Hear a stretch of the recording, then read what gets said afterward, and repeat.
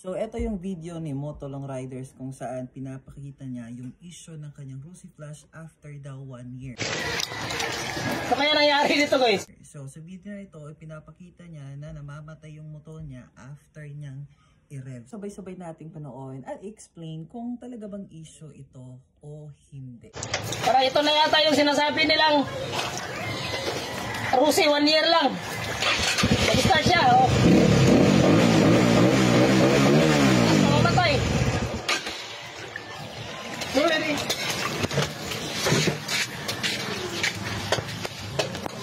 Ito na siguro yung sinasabi nila guys na problema ni Rosie guys. Tingnan nyo. Kahapon okay pa to ah.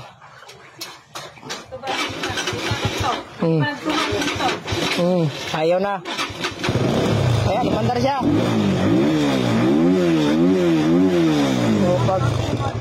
Patay. So kung mapapansin natin sa motor niya ay namamatay talaga yung makina after niya itong i-rev ng i-rev. So kung ganito yung motor mo, huwag kang kabahan kasi hindi po yan issue. Let me explain what do I mean by that. So kung meron kang Rusi Flash na V1, yung Rusi Flame na V1, yung Flame 150X, yung Flash 150X na hindi pa fully digital, kung mapapansin natin sa mga motor na yon, mataas yung kanilang minor kapag bagong andar. Kasi nga, mataas yung kanilang IAC position max. So ano ba itong IACV position max? Basically, mataas yung minor ng ating mga motor, yung mga motor na minention ko.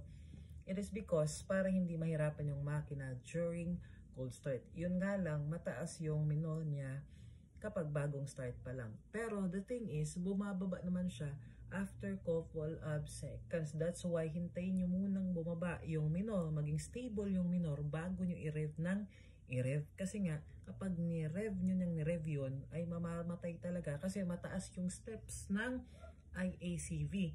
And kailangan niya pang bumaba para mas stable yung minor. Now, ang ginawa mo is, ni-rev mo kaagad and ang nangyari, nag-misstep yung IACV, hindi siya umabot sa stable na minor at ni-rev mo kaya namatay, and yun yung dahilan dyan. So hindi po yan issue. Now, ang tanong ngayon, paano ba siya mawala?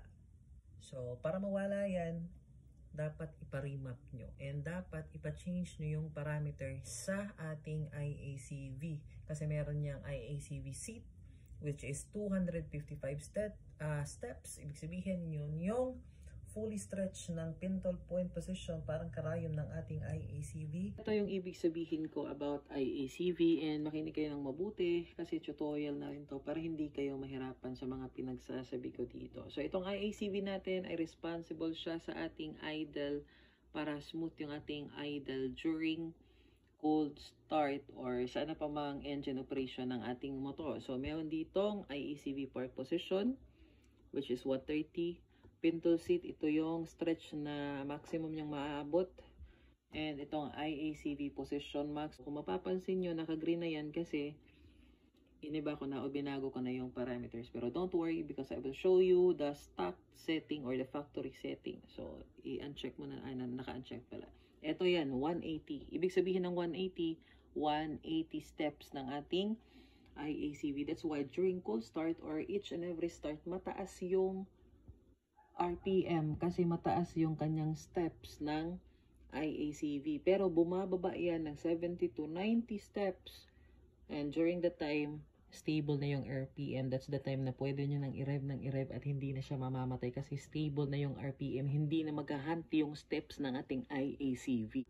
Apply patch. So from 180 to 100.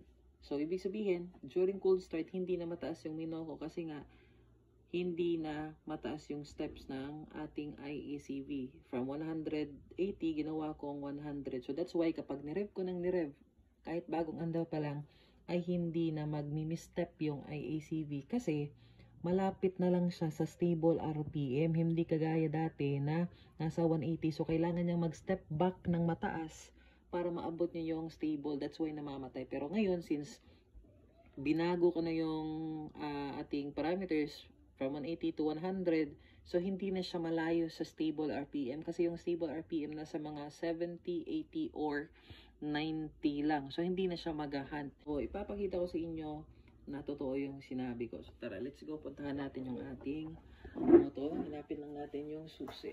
Saan ba yung susi? Hindi ko na mahanap.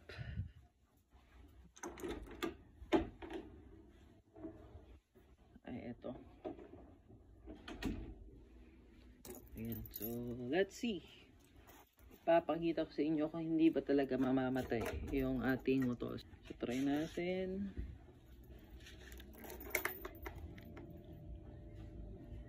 Ayan. So, bagong andar.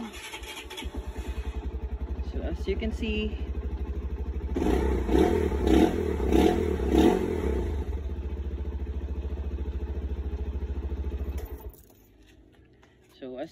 hindi siya namatay. Kasi nga, binago ka na yung ating IACV position max. So, nasa malapit na yung kanyang, yung step. So, nasa malapit na stable RPM. That's why hindi siya namamatay kagaya ng stock. Try nyo yun para malaman nyo yung totoo. Bagong andar, tapos i-rev nyo kaagad ng i-rev yung stock ninyo. Mataas yung tendency na mamamatay. Hindi naman talaga siya issue. So, wag nyo lang yung gagawin na i-rev nyo agad yung motor ninyo kahit bagong andar pa lang. So, I hope meron kayong natutunan sa video na ito.